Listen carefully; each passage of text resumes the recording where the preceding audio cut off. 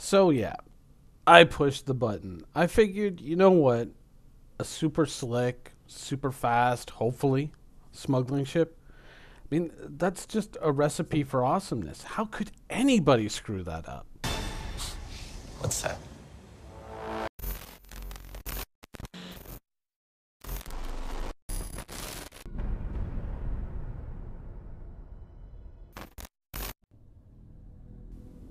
So the hacking thing was always going to be a major attractor. I mean, the fast smuggling ship was kind of a dream come true. That was pretty awesome.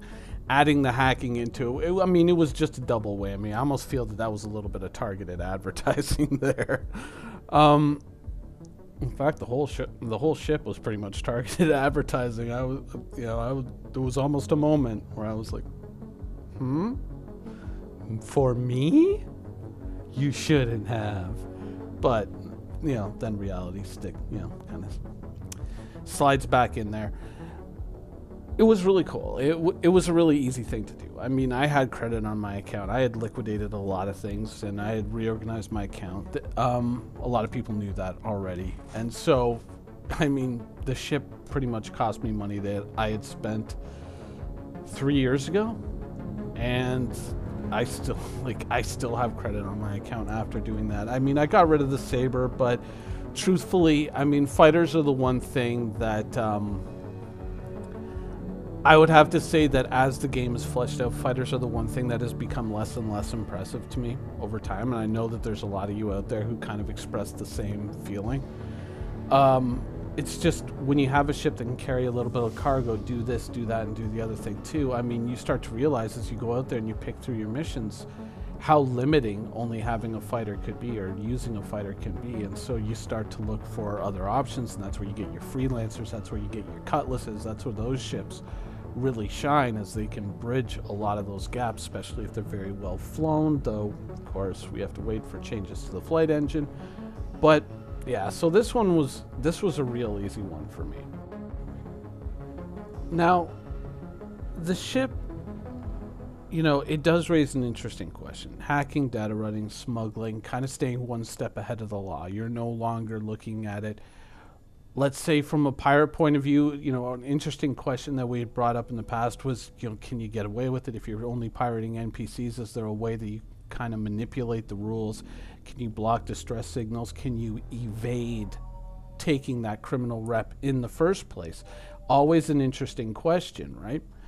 And hopefully something that we'll see fleshed out in the future, but it does raise the possibility, once again, of the soft criminal. There's probably a lot more people out there who would say, oh, I wouldn't engage in piracy on other players because I think that's mean, but they would say, oh, smuggling and staying one step ahead of the law, that really interests me. Hacking, yeah, as long as I'm not like screwing up another player's day. And there's a lot of people out there like that who, even though they want to play as a pirate, they just don't want to go out and screw up other people's days. They don't want to be that much of a dick, right?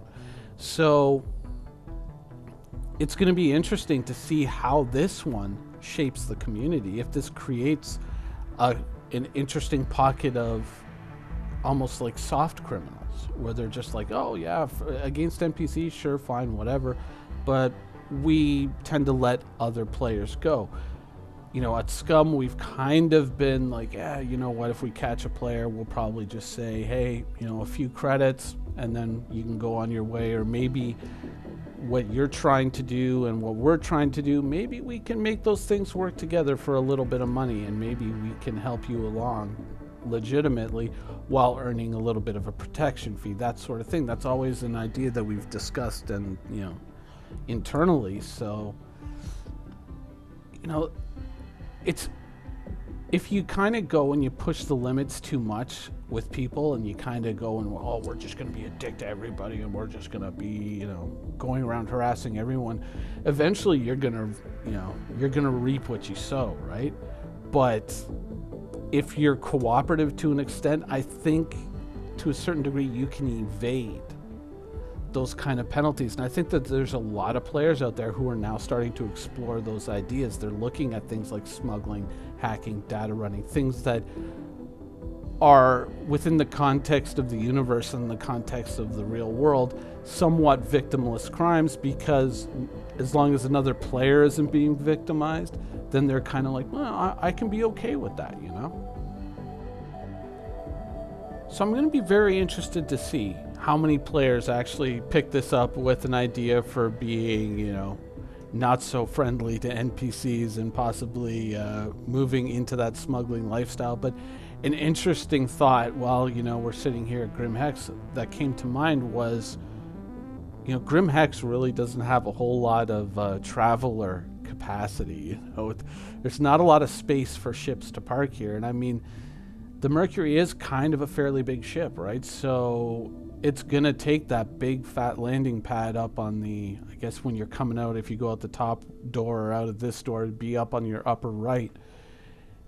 It's, you know, it's going to be interesting to see how places like Grim Hex develop as the system fleshes out. I mean, are we going to get a full-fledged Mos Eisley type thing?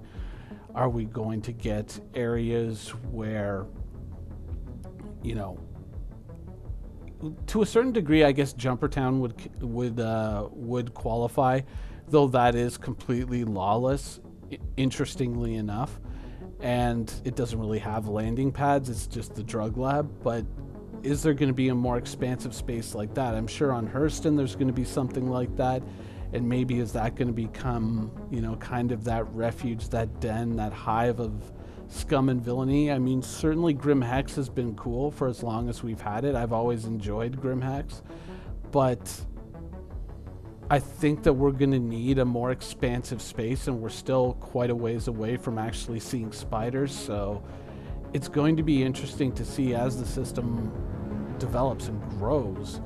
Are we going to get effectively a Mos Eisley type situation in the future?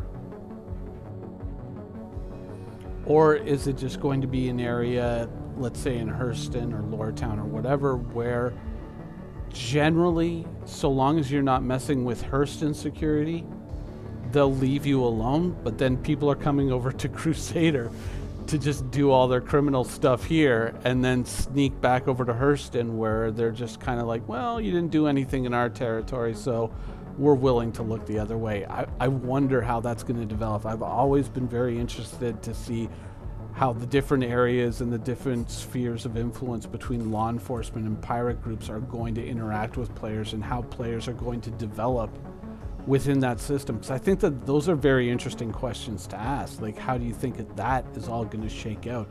Are we going to not so much formally have a Mos Eisley, but are players going to sort of gravitate to one location and say, you know, this is our pirate den. This is where those of us scufflaws and rapscallions all kind of hang out.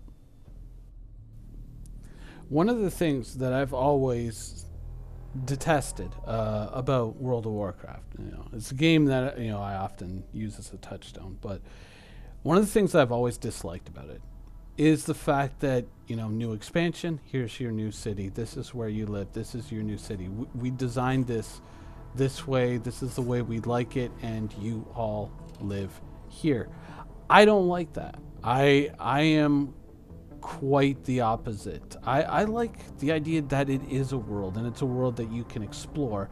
And certainly, you know, when you look at a game like this now and the technology that's coming online, I think that that is a world that is in desperate need of a full top-down renovation to make it one big continuous world. But I dislike the idea that, oh, you guys all live over here now. You all live in Orgrimmar now. You all live in Zuldazar now, or wherever, Dalaran.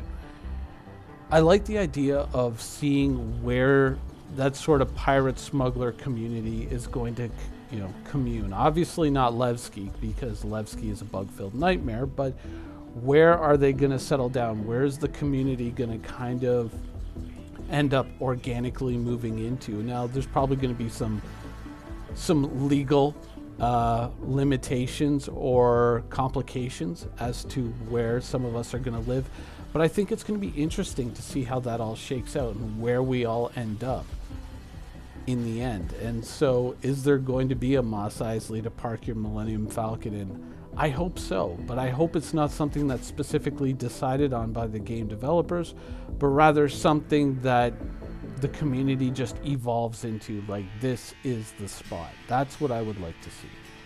And Levski, truthfully, probably is not going to be compatible with that, even if it did work, just because there's so few landing areas and they probably won't accommodate ships.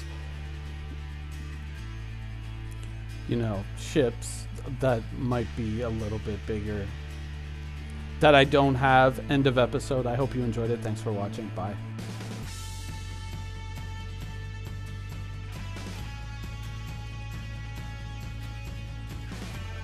Thank you for watching. So if you want to keep up with the latest and greatest in Star Citizen and Squadron 42's development, please follow us on our social media channels. See you soon.